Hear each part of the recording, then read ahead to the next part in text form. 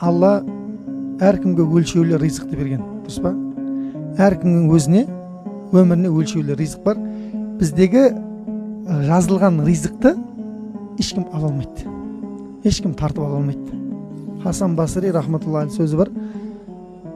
Маған жазылған нәрсені дейді, менен ешкім тартып ала алмайтынын білген кезімде жүрегім не істеді дейді, тынышталды дейді. Сондықтан бізге жазылған ризықты ешкім тартып ала алмайды, и бізге жазылғаннан артық бізге ешкім ештеңе әкеліп қоса алмайды. Сол жерде біз айттық, ризықтың ең үлкені дедік. Ең үлкені не деді? Яқин деді, яғни иман деді. Ризық ең үлкен нәрсе, оның ішінде Алланың берген ризығының бұл иман екен. Иман деген не ол? Аллаға, оның періштелеріне, кітаптарына, пайғамбарларына және жақсылықтың, жамандықтың Алланың жасаған тағдырынан екендігіне және есеп беретін күнге иман келтіру. Міне осы 6-7 нәрсе иман.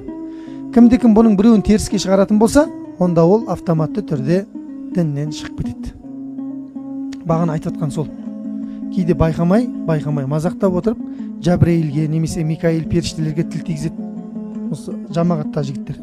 Или тағы иман мәселесіндегі, қайта түрлеу мәселесіндегі әңгімелерге тіл тигізіп, ойнап отырып, байқамай не істейді? Діннен шығып кетуі мүмкін.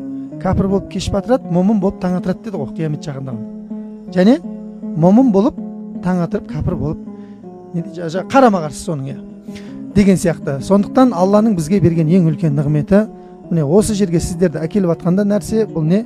Бұл Алланың берген иманы. Ең ризықтың патологы осы, бауырлар.